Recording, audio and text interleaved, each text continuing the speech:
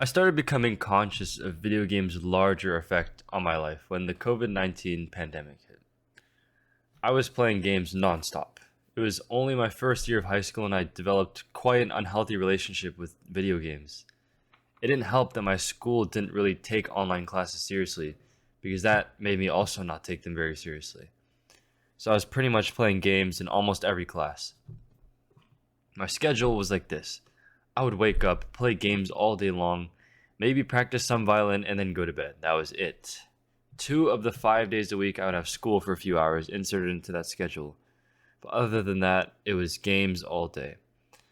At first, this was a dream to me. I was having the time of my life, talking with my friends all day, and playing our favorite games all night. But that didn't last long. My relationship with games soon grew unhealthy.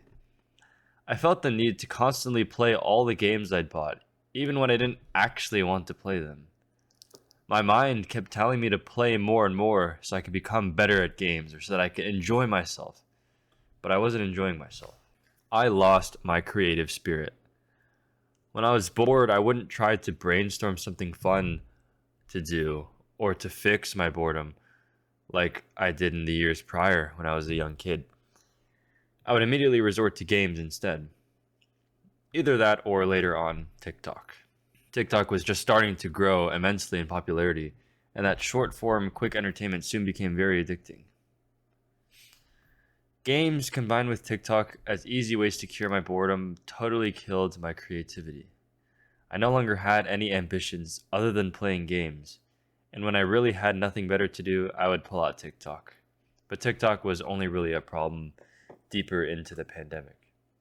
Thankfully, when school finally went back to normal, I could occupy my time with other things, and my friends and I were able to go outside more often and play basketball to do something other than games for once. I became busy enough that I didn't have time to play games all the time anymore. I think this saved me, as I'd probably struggle very much to give up my video game addiction without some outside interference. In this case, that outside interference was school. I think it's really important to find that distraction, or to put it differently, that variety in your life, so you're not fixated on one thing only. For me, that helped me get off games from, being on them all the time. But I'm not here to tell you that games are all bad. If I thought video games were terrible and a waste of time, then I wouldn't have bothered making this podcast in the first place. Now, if you're wondering what could games have possibly done for me that was really that life-changing or beneficial, I'll tell you. For starters, my experience gaming gave me an irreplaceable and solid group of friends who I'm still super close with to this day. Sure, it wasn't necessarily the games themselves like CSGO or Rocket League that brought us together, but it was the act of playing video games that did bring us together. A common interest that facilitates teamwork, communication, and connection between a bunch of guys is a surefire way to make friends. Also, this foundational friend group, developed during the pandemic, made it so that we had each other heading into our future steps in life. While those steps were just high school at first, this support has lasted even through college, and I don't envision this group falling apart anytime soon. While I did become moderately addicted to video games over the course of the pandemic, I do believe that it prevented me from becoming depressed to some extent, which is something I know that other people struggled with. I had a group of friends that were available to talk all day long. We had an activity that we knew we'd all want to engage in at 8 p.m. every day. I had a support group. From my point of view, this was the main factor that saved my mental health during the lockdown. I didn't spend time on social media. My average screen time on my phone was 30 minutes a day until TikTok came around. But nowadays, if you think 30 minutes a day is insane, how you can spend that little time. But that's just what I did. I didn't spend time binging shows and YouTube videos. I didn't watch TV. I just talked and played with my friends and listened to some music and made some myself with the violin, but that's not important. But that was it. A simple but effective way to largely reject any negative emotions. And it all began with just one friend that I FaceTimed while we played a game called Minecraft together.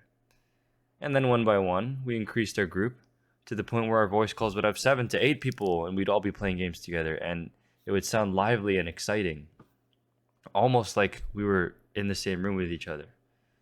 So while these things that I did back in the pandemic cannot be translated to our current times necessarily, I think there's a lot of value in what I learned. I covered a lot of things that I learned from video games in my life lessons through video games episode, but that was largely philosophical. So I'll tell you all some more practical things this time. The first thing was the benefit of a lack of social media usage. Social media is notorious for lowering people's self-esteem. Since I had my friends to talk to, I couldn't care less what people were posting on Instagram. So I didn't bother using it. I missed all of the negative things that came with social media during COVID. I'm sure there were positive things on social media as well, but I didn't really feel the need to see them. The second thing is, of course, the importance of a friend group. Having friends that you can talk to whenever you want is such a powerful thing. Even if you're just messaging a friend about your day or about something you found funny, it's a great thing to have friends who will respond and care during times like these. Everyone needs someone to talk to, and I'm very grateful that I had that in a time where many people had very few people they could talk to. And I wouldn't have had these friends to talk to if not for video games.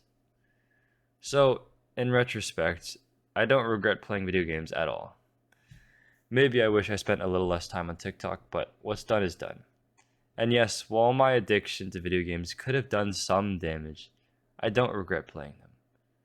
Playing games gave me my best friends, and it's created some of the best memories I've had with those friends. A 1-hour compilation of the funniest moments I've had playing games with my friends would be invaluable to me.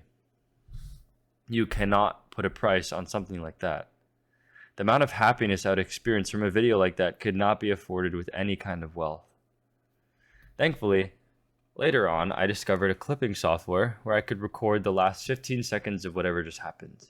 So this allowed me to capture some of those moments, but not in their entirety.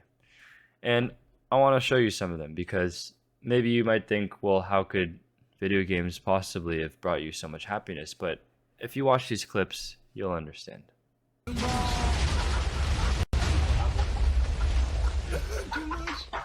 Doing? What are you doing? You're so You're so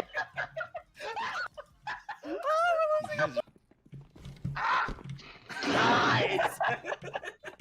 Hey, wait. No! What? Brandon, that's not how it works. Of course it's not how it works. Man is not. What is so funny? Watch it over and over again.